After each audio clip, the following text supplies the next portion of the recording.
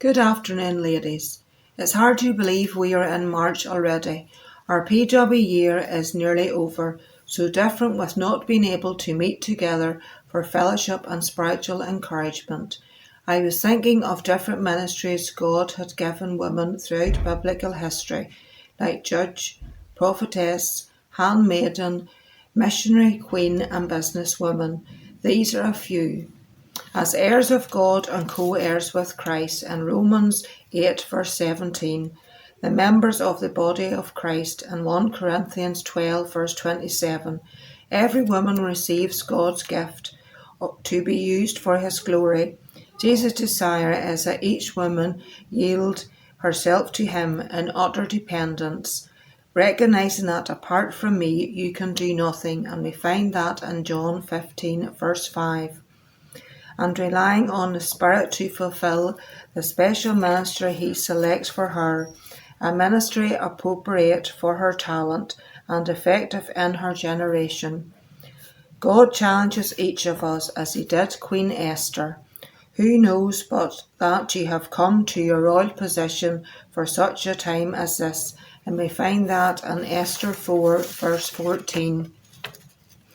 As we learn a lot from Queen Esther, we often face situations in life that we wouldn't choose and we struggle to see God's purpose in. But Jesus understands how we feel in these times. Like Esther, he had to leave his home and experience loneliness and separation in order to fulfill God's purpose to save his people.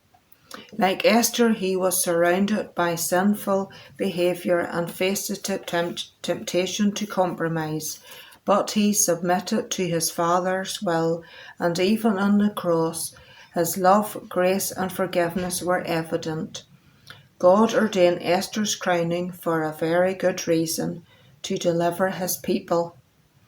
In times of distress, we can trust in God's unchanging love.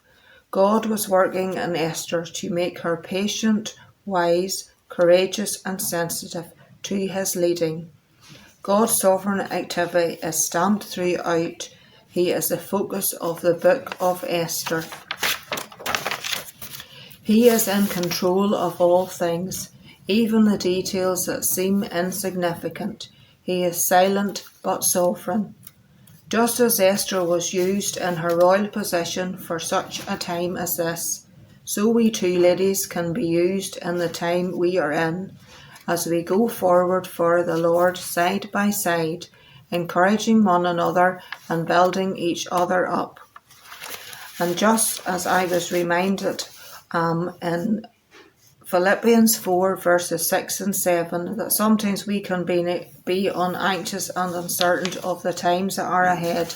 There is this verse: do not be anxious about anything, but in every situation, by prayer and petition, with thanksgiving, present your requests to God, and the peace of God, which transcends all understanding, will guard your hearts and your minds in Jesus Christ.